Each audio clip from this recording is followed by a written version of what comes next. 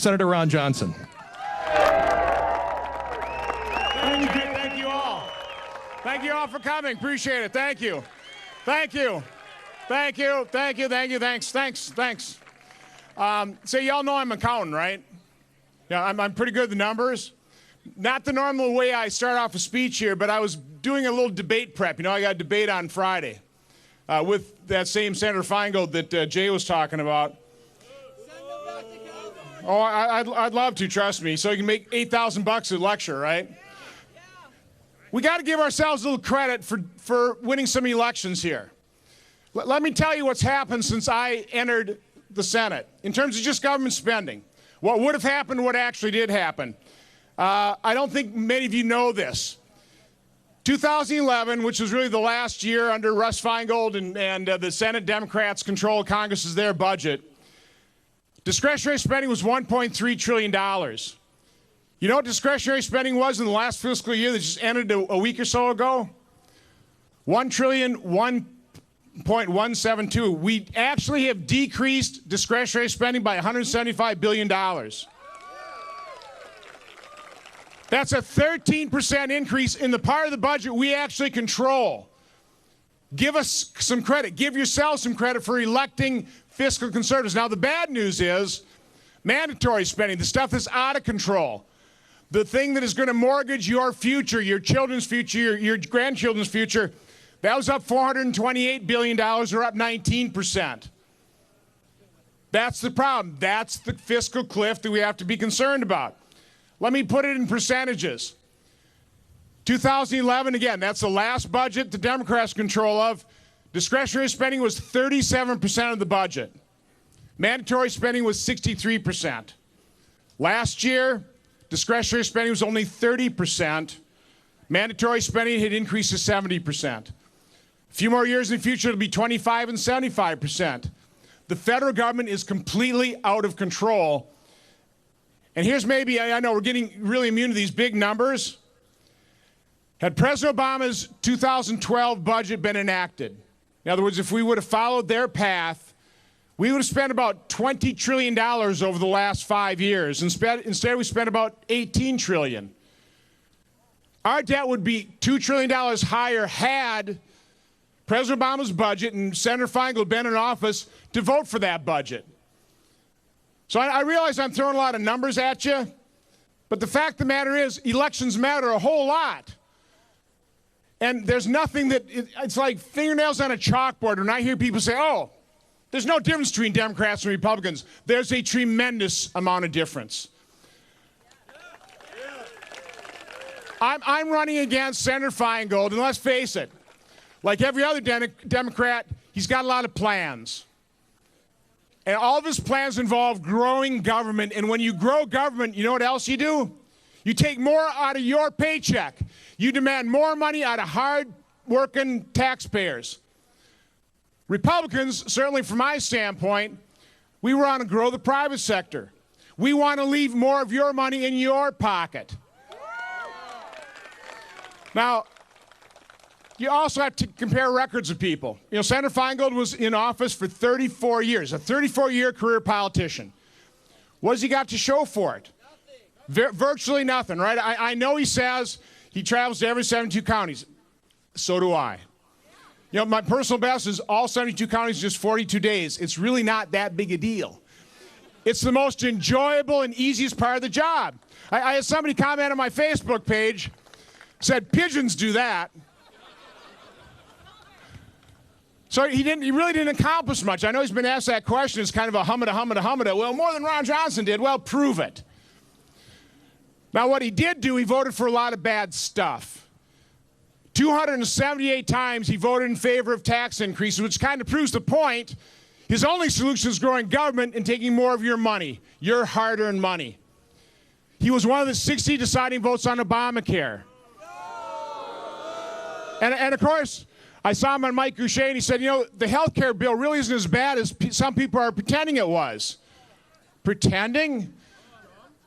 I've gotten hundreds of letters from real people, real Wisconsinites. They're not pretending when their premiums have skyrocketed. They lost their health care as he promised they wouldn't. And they've they've lost access to doctors they knew and they trusted. There's a tremendous difference between the parties. You know, we believe the top priority of government, the powers granted in the enumerated powers in the Constitution, is national defense, right? Now, Senator Feingold, he's got a plan to defeat ISIS. The problem is it's President Obama's plan is not working. It also contains elements of things he opposed. Do you realize, Senator Feingold, in 18 years, 11 of those 18 years, he voted against authorizing the military. But now he's got a plan to use that very same military that he did not authorize, didn't want to authorize. He's going to have them clean up the mess that he and President Obama, let's face it, kind of helped create. You know, Senator Feingold was the first member of Congress to recommend pulling our troops, the finest among us, not leaving a stabilizing force behind in Iraq after the enormous sacrifice that we made. It was that strategic blunder of historic proportions that allowed ISIS to rise from what was the thoroughly defeated ashes of al-Qaeda in Iraq. That was a blunder, and Senator Feingold was the first one to call for that blunder. We need to understand that.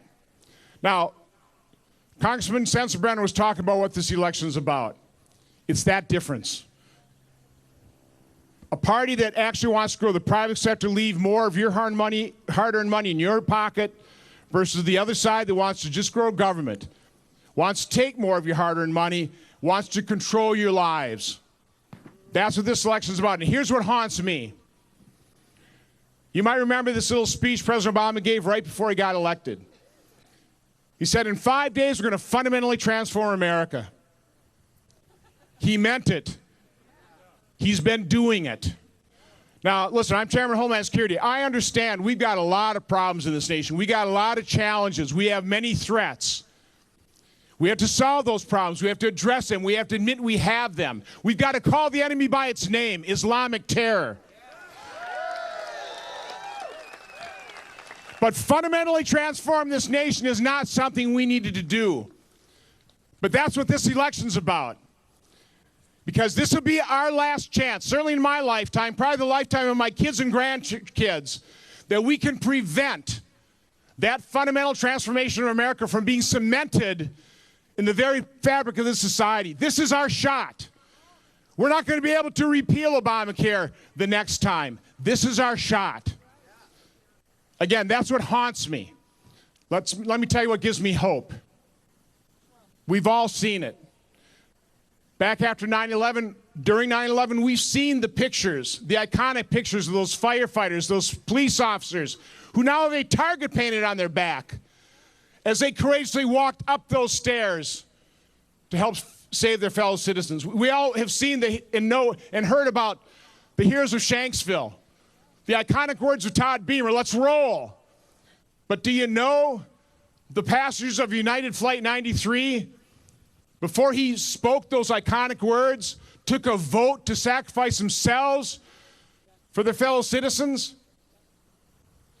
We've all seen the finest among us who've sacrificed everything, lost their limbs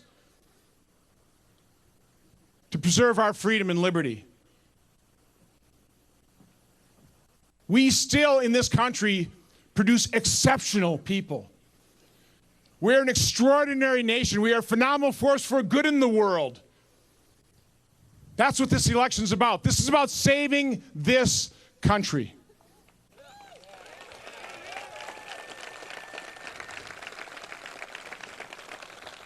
Wisconsin's a firewall. We've got to save this Senate seat. We have to make sure the 10 electoral votes of Wisconsin do not get turned over to Hillary Clinton. We need to do everything we can to win this election here in Wisconsin. And what gives me hope is I look out in the crowd as I've traveled tirelessly around the state, talking to the good folks of Wisconsin. I can't think of a better group of people to shoulder that burden, to accept that challenge. And so let me leave you with just a final thought. The attitude that we must take over the next 31 days, because we know it's at stake. We've seen how close these elections can be. We've seen in Florida A presidential election decided by 537 votes and a few hanging chads.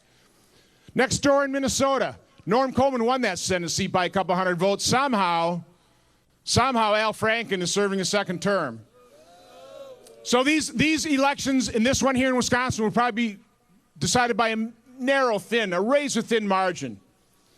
So what I'm asking all of you to do, the attitude you must take, is that your own effort, the effort you put in over the next 31 days, your time, your talent, your treasure, you devote this effort, is literally the effort that'll save this country. That's what we have to do. That's my attitude. That's what your attitude has to be. So God bless you. God bless your effort. God bless Wisconsin and America. Take care.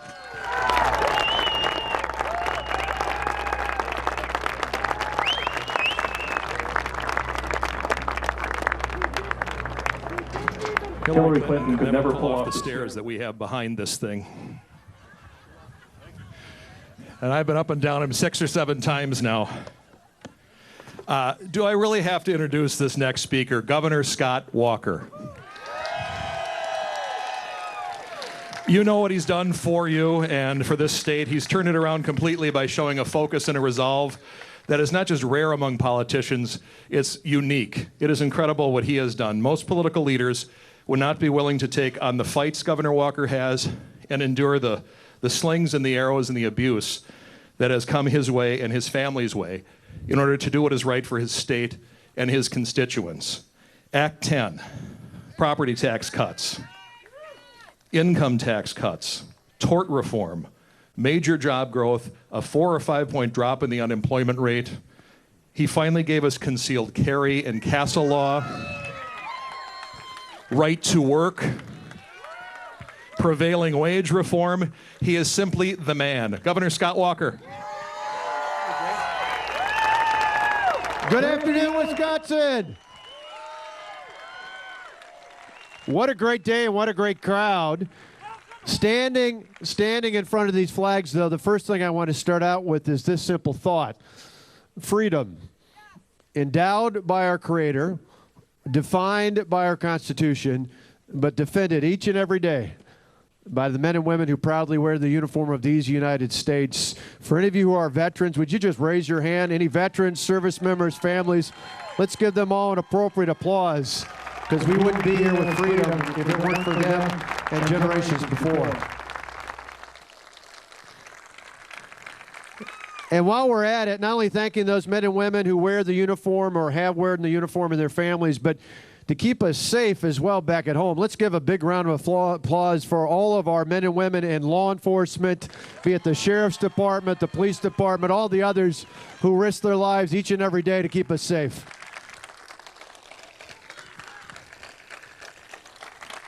Thank you.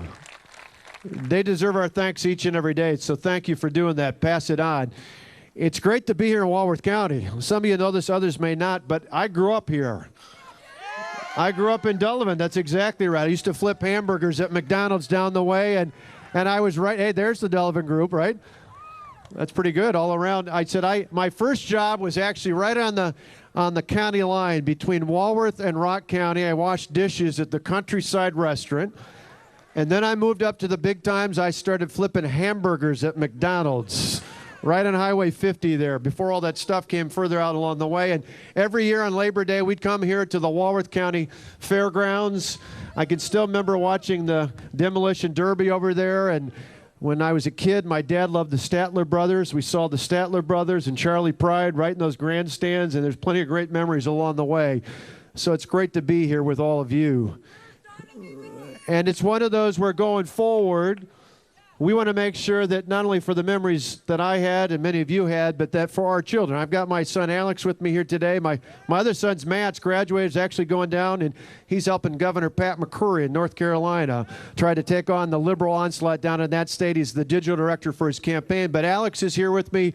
He's the statewide chair of the College Republicans here in the state of Wisconsin. And I see a bunch of younger College Republicans along with us, thanks to all the CRs. There's a great group of College Republicans in this state. And when I think about being back here, it reminds me that for Matt and for Alex, for my nieces Isabella and Eva, and for all the other young people like them, that's really what these elections are all about. You just heard a moment ago from Ron Johnson. There couldn't be a more important race here in the state of Wisconsin than his race for the United States Senate. Because you see, in our state, it's not just about the president and the vice president. That's important as well. But you look at the race for the United States Senate, and it's about as clear as it gets. You've got Ron Johnson, a manufacturer who spent most of his life outside of the private sector, who understands about numbers and bottom lines and actually putting people to work again, who's done a phenomenal job, but who isn't a politician, versus Russ Feingold, who for 18 years served in the United States. And remember what we did to Russ Feingold 6 years ago? We fired him, right? We fired Senator Feingold. Why? Well, for a number of reasons, but the number one reason on that list that we need to do more to talk about is he was the deciding vote for Obamacare, and we said back then it didn't work, and today we know it works even less. It even works less. They call it the Affordable Care Act, but we've seen in this state, the results of that. It doesn't work. It doesn't work for small business owners. It doesn't work for farmers. It doesn't work for working families. What it works for are people like President Obama and other liberals in Washington who think it's a good idea, but it's not affordable in this state. And once and for all, we fired Russ Feingold 8 years ago. We don't need to send Senator Feingold back to the United States Senate. We need to send someone with Wisconsin values, not Washington values. And Wisconsin needs Ron Johnson in the United States Senate.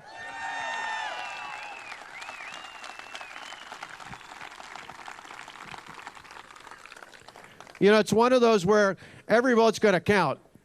You know, I turn on the TV. I don't do it too often, thankfully, but I turn it on for Packers games and occasionally to watch shows here or there. And I got to tell you, it's overwhelming to me the number of ads I see from Senator Feingold, from all the, you know, for all his talk. Remember back in 1992 when he had that ad in front of his garage where he said all these promises, and one of which was he was going to get the majority of money for his races when he ran for the Senate from people here in Wisconsin. You know, he broke that promise in this election. That's part of the reason why he's got so many ads up. You know, all the liberals from out on the West Coast, the left coast, they're all out there helping him run those ads out there, even though it's directly opposed to what he said he was going to do. And they're trying to twist the facts out there. They're trying to make it pretend like Russ Feingold was never in the Senate. Well, he was there for 18 years. He had a chance to do something for the people of the state, and he failed. And he's done nothing for the last 6 years except get ready to come back and run again so he can hang out with his friends in Washington instead of serving the people of Wisconsin. I need your help. I appreciate the signs, and I appreciate putting up signs in your yard. I appreciate those who've donated to Ron's campaign. But I got to tell you, between now and a month from now, on November 8th, we need your help going out door to door, person to person, talk to people at church, talk to people at work. It's so important. You should even talk to your family and friends about why we need to go out and help Ron Johnson. If you think you can't make a difference, remember this. At least for Tonette and I, what we found out over the years is that we've never gone to a new restaurant for the first time based solely on an ad or a flyer. We go to a new restaurant for the first time, at least. An ad or a flyer might remind us about why it's important to go back there. But we've never gone to a restaurant for the first time just based on an ad or flyer. You know what's got us to go there? Was a family member, a friend, or a neighbor who said, hey, this is a nice restaurant. You ought to try it out. If you can influence your family and your friends about why it's important to go eat somewhere, how much more important is it to tell them who should be the United States Senator from the state of Wisconsin, something that will have a dynamic impact on not just your future, but the future of your children and your grandchildren and people all across this country. Are you all committed to go out and help Ron Johnson by talking to your friends and neighbors and coworkers?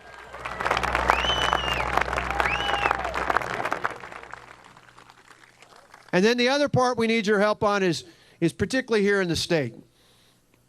You know, in these elections, there's a lot of national attention out there, but I want to particularly tell you how important it is to elect people to the state assembly and the state senate here in the state of Wisconsin. You see, before the November elections in 2010, Democrats controlled everything in this state. State assembly, state senate, governor, lieutenant governor, all the state offices but one were controlled by Democrats. And remember how great things were back then? Back at the beginning of 2010, the unemployment rate was 9.2%. In the 4 years before we took office, the state lost 133,000 jobs. And worse yet, it wasn't just those people losing jobs, but a lot of people, just to keep others working, took pay cuts. So on top of lost jobs, there was lost opportunity. There were small businesses going out. There were all sorts of challenges in this state. And that's why when you elected me and Rebecca Clayfish and people like Robin Voss and Scott Fitzgerald and others to take control of state government in the Assembly and the Senate, as well as in the governor's office, we didn't wait. We started the very first day, called a special session, and started taking the power back from the big government special interest to put it back into your hands, the hands of the hardworking taxpayers.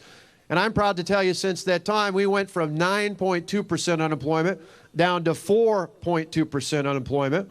We've seen the lowest unemployment we've had for the past 15 plus years. You can clap for that, sure. In fact, the last time we had unemployment that low was March of 2001, which may not seem that far back for some of us, but Matt and Alex, who are 21 and 22 today, the last time unemployment was that low, Matt and Alex were 5 and 6 years old. So that kind of puts it in perspective. And even better, it's not just that unemployment's low, we have more people employed in the state of Wisconsin than we've ever had before. Ever in our state's history. This year, we had an all-time high. Hit an all-time high because, you know, nationally, when the president talks about unemployment dipping down a little bit, one of the things they ignore is that part of the reason for that nationally is because the percentage of people going down is the lowest it's been since 1977. That means a lot of people just given up. They've given up about entering the workforce. That's not the case here in Wisconsin. Our labor force participation rate, that's what an economist calls it, it's really just the percentage of people in the workforce is one of the highest in the country. We're consistently in the top 10. That means when unemployment goes down, that's because people are actually working in this state. And we want to make sure even more people are working in this state. Any of you who are small business owners know one of the biggest challenges we have going forward is not creating jobs, it's finding enough people to fill those jobs. People with the qualifications to fill those jobs. And so one of the things we put a focus on is how can we not only help train more people in our schools and our technical colleges and our worker training programs, but going forward, how can we make sure there's even more people in the workforce? And so we've made all sorts of changes to make it easier to create jobs and put people to work. We've lowered property taxes. They're lower today than they were 5 years ago. We've lowered income taxes. They're lower today than they were 5 years ago. We've reined in frivolous and out-of-control lawsuits. We've passed changes to make sure that we got rid of the out-of-control regulations and tried to do more to enforce common sense and not bureaucratic red tape. There's still more work to be done. But one of the big challenges we have is we need to have even more people into the workforce. To me, when I think about this Packers windbreaker I'm wearing, it makes me think of football. We've got too many people on the sidelines and not enough people in the game. So I'm proud to tell you one of the things we did, not I did, the legislature helped us out along the way. One of the things we have done in this state is say, if you are an adult who is physically and mentally capable of working, if you're physically and mentally capable of working, particularly for those who don't have children in the home, you want assistance, things like food stamps from the state. You don't get them in this state anymore unless you're enrolled in our job training program and or working at least 80 hours a month. You're looking for work 5 days a week, and you're able to pass a drug test in the state of Wisconsin.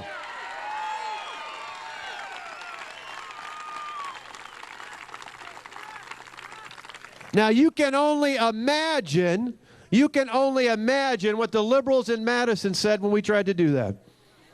In fact, some of them are still fighting us on the drug testing in Washington as well under the Obama administration. But you can only imagine what they said. They said, Governor, you're making it harder to get government assistance. I said, no, I'm not. I love the people of this state so much. I know there are so many jobs out there. I know just last week we saw over 90,000 job openings listed on JobCenterWisconsin.com. We know there's work to be had. We're not making it harder to get government assistance. We're making it easier to get a job in the state of Wisconsin.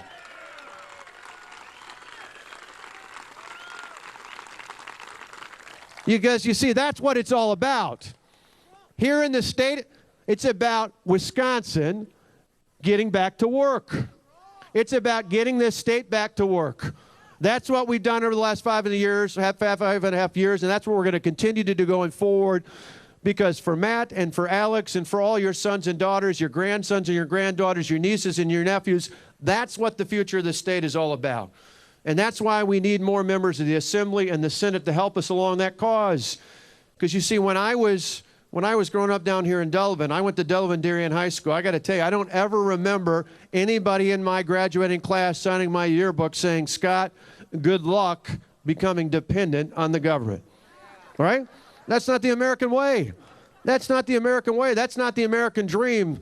The American dream is that no matter who you are, no matter where you come from, no matter what your parents did for a living, no matter what their background was, no matter what your zip code, that if you work hard and with determination, you live in a country where there's an equal opportunity for everyone here, but the outcome should be up to each and every one of us.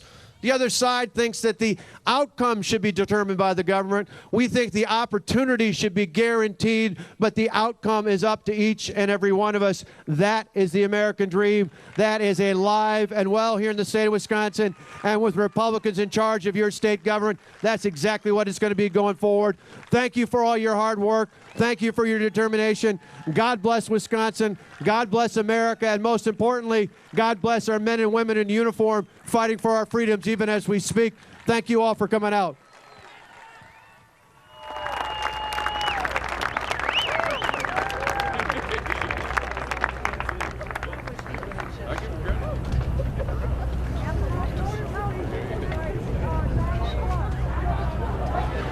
All right. I feel like Congressman Paul Ryan should be introducing me because you folks in the crowd know him better than I do. It has been you that have worked every 2 years to elect him to Congress and re-elect him to Congress time after time. It's you that saw him go from an aide to Jack Kemp to literally being the leading voice in entitlement reform, in spending reform in Washington, D.C. There was a time when his fellow congressmen weren't with him on those things, and he fought just as hard, doubled down quite often, to make them his most important issues, and the most important issues that Washington is facing right now. And it makes this election so critical. I think it says a lot about Congressman Ryan, again, that he didn't want to be Speaker. It wasn't on his career path, but when his colleagues came to him and said, "We really need you to do it. You're about the only one who can fill this role right now," he stepped up and did it for the Congress, for America, for you folks, when his career path was something different. So, Speaker of the U.S. House of Representatives, Paul Ryan. Thank you. Hey, everybody. How about it, huh? Man, good day. Good to see you. What a beautiful day, huh? Welcome to Fall Fest, you guys. Welcome to Fall Fest. Look, let me just start off by saying there is a bit of an elephant in the room. And it is a troubling situation. I'm serious, it is. I put out a statement about this last night. I meant what I said, and it's still how I feel. But that is not what we are here to talk about today. You know what we do here at Fall Fest? We talk about our ideas. We talk about our solutions. We talk about our conservative principles. And we promote our candidates right here in Wisconsin that are fighting for us, candidates like our Senator Ron Johnson. You know, what matters in elections is, are we giving people real choices? 7 people out of 10 people in America, 7 out of 10 people in America, they don't think this country's on the right track, do they? 7 out of 10 people, they think that their kids are going to be worse off in this country. We have never done that before in this country. We have never given the next generation a darker future. We have always stepped up and fixed the problems in front of us in our generation so that our children and our grandchildren can be better off. And you know what? You know what we're doing about it in the House? You know what we're doing about it as conservatives? We are offering people a better way. We are offering solutions. I tell you what, last January we got together, we said, we need to take an agenda to the country. We need to show men and women in America, those 7 out of 10 people, that's not just Republicans, that's not just independents, that's Democrats also. They need to have solutions, and we're offering them. Let me tell you a few things. Number 1, 6 plans. Go to better.gop. 6 things. We have got to get people out of welfare and back into the workforce. Our welfare system isn't working. Our welfare system tells people to stay out of work. We need to get people back into work so they can get on the ladder of life, so that they can reach their dreams. We're showing you exactly what welfare reform looks like. So you know what? Second thing, we are not safe. You know this. You see the terrorist attacks in this country. You see what's going on overseas. We have a president, President Obama, that is phoning it in on national security. We have a president that has been hollowing out our military. We are showing you exactly what it takes to rebuild our military, to secure our border, to go on offense against ISIS, and to keep America safe. This is important. I tell you what, and if you want to get jobs in this economy, get the federal government out of the business of micromanaging every little aspect of our lives, of our communities, of our society, of our small businesses. We are losing self-government in this country. We've got this new fourth branch of government. Unelected bureaucrats are writing our laws. Look at this. We got a case magnum made right over there in Racine. And you got this Waters of the USA regulation coming from the EPA. It is telling farmers how, where, when, and what they got to do if they want to farm. And these things don't go through Congress. So here's what we're saying. All of these rules and all of these regulations that come from these unelected bureaucracies that don't know our communities, that don't know our people, that don't know our businesses, all of that has got to go through Congress. Congress for a final vote approval amendment before it goes into effect. It's a simple principle. The principle is one of our founding principles. We govern ourselves as Americans. We believe in self-government. The laws that we live under in this country need to be written by us through our elected representatives, not by these unelected bureaucracies. And that is exactly what we're offering. That is exactly what we're running on. That is exactly what we're giving people. Let me tell you what. How many of you think Obamacare is working? I don't think he thinks Obamacare is working either. Obamacare is failing. Biggest health insurance company in the world, in the country, United, they pulled out. Aetna pulled out. This thing is in a death spiral. Premiums are going up double-digit every year. The deductibles are so high, you might as well not even have health insurance. We are showing you, first time in 6 years, Republicans have an alternative. It's not just repeal, it's repeal and replace Obamacare with patient-centered health care so we can choose what we want for our families. More choice, more competition, lower prices. And I got to tell you, you are not going to fix this economy. You are not going to grow jobs. You are not going to get economic growth and job creation if you do not scrap this tax code and start over and reform the IRS and our tax code. You need to go to better.gop and see what we're talking about. You need to go to better.gop and see what our solutions are. You see, we need to go from party to being a proposition party, and that's exactly what we're doing. We are showing you, our fellow citizens, that we as Republicans, that we as conservatives have answers and solutions to this country's big problems. And I just want to tell you something. We have got a responsibility for ourselves right here in Wisconsin. We've got a responsibility right here in Wisconsin.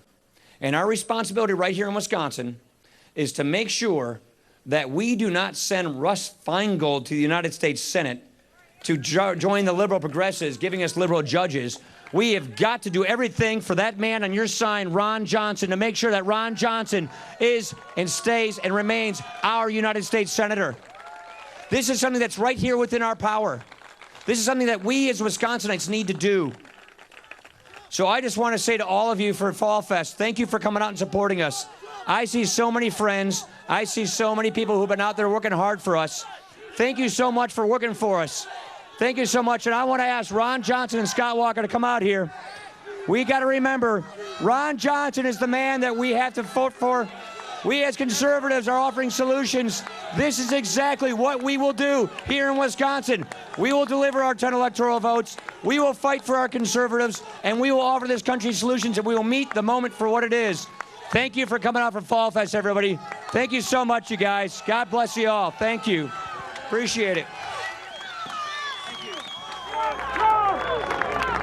See you, Paul!